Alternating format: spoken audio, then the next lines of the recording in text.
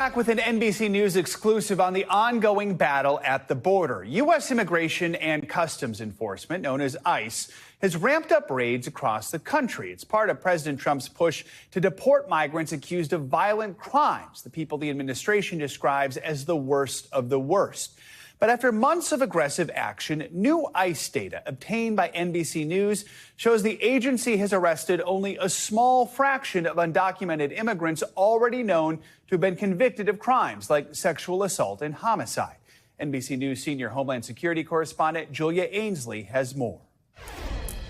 Good morning, Joe. So we are able to look at two ICE data sets. One we've obtained exclusively that gives a fuller picture into the problem that the Trump administration said it would solve by these mass deportations when they came into office.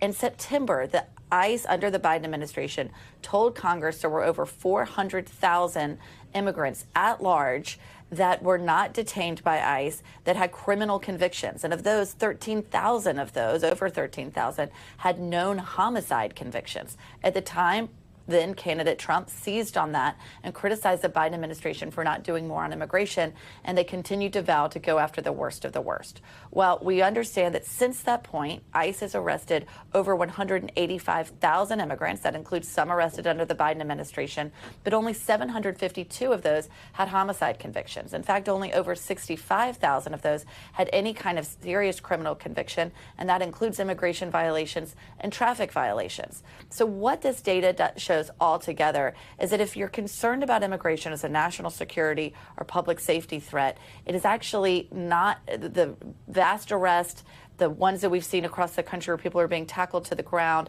A lot of questions coming up now about ICE tactics. It's not clear that those tactics and the mass arrest and the increase in ICE enforcement is actually making a large dent when it comes to the numbers of known threats to ICE. And I talked to some ICE officials, current and former, about why that is. When we've seen so many people be arrested, ICE detention is at record capacity now, near 60,000 people, even though they're only funded for 41,000. Why is it that more of these hardened criminals, known murderers, have not been arrested? And what I'm told is that it's much harder to find people who have committed crimes. And in fact, some of the investigators from Homeland Security investigations have been pulled off those cases to go make arrests in the streets. They're getting the numbers up. As you know, Stephen Miller told ICE officials in mid-May to increase ICE arrest no matter who it was, not just going after people with criminal convictions. They've also made the argument that anyone in this country illegally is a criminal. Even if they cross the border legally, if they no longer have legal status,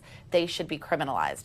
But I think when you're able to look at these categories and see how many people were arrested by category, it's worth having a conversation about whether or not the tactics are actually achieving the goal of going after the worst of the worst. And so simply what this data does is it holds the Trump administration accountable on a key campaign issue as we continue to see these arrests ramp up across the country and in many cases cause protests like the ones we're seeing in Los Angeles.